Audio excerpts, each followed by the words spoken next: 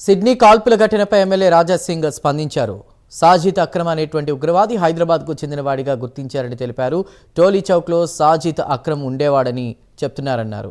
ఇక ఈ జనాభా పెరుగుతున్న చోట టెర్రరిజం పెరుగుతుందని అన్నారు. ఐఎస్ఐఎస్తో సంబంధం పెట్టుకుని సాజిద్ ఉగ్రవాదిగా మారిపోయాడని, ఉగ్రవాదులు అమాయకుల ప్రాణాలు తీస్తున్నారని మండిపడ్డారు. ఓల్డ్ సిటీ, టోలీ చౌక్ ప్రాంతాల్లో ప్రత్యేక టీంలతో నిఘా పెట్టాలని కోరారు. హైదరాబాద్, తెలంగాణలో సాజిద్ అక్రమ్ లాంటి వాళ్లు ఎంతమంది దాగి ఉన్నారో ఇంటెలిజెన్స్ దృష్టి పెట్టాలని అన్నారు. 2 days ముందు సిడ్నీలో టెర్రరిస్ట్ అటాక్ జరిగింది.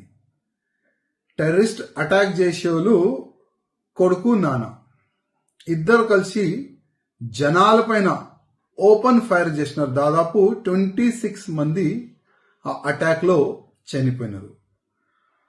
హనుక్కా అని ఫెస్టివల్ యాహూదీ సమాజం వాళ్ళు ప్రతి ఇయర్ ఒక ఫెస్టివల్ చేసుకుంటారు.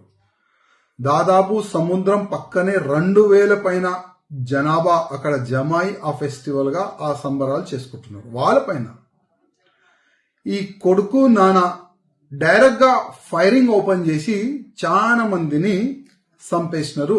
సాయంత్రం 6:30కి ఈ దాడి జరిగింది. అందరు ఏమనుకుంటున్నారంటే ఈ ఇద్దరు కొడుకు నాన్న పాకిస్తాన్ కి చెందిన వాళ్ళు అని ఈ విధంగా న్యూస్ వచ్చింది. కానీ ఇవాళ ఒక కొత్త న్యూస్ వచ్చింది. సాజిద్ అక్రమ్ ఒక్కప్పుడు టోలీ చౌకీకి చెందినవాడు అని ఇవాళ మనకు న్యూస్ వస్తుంది. 2 days ముందు సిడ్నీలో టెర్రరిస్ట్ అటాక్ జరిగింది. టెర్రరిస్ట్ అటాక్ చేసేవాళ్ళు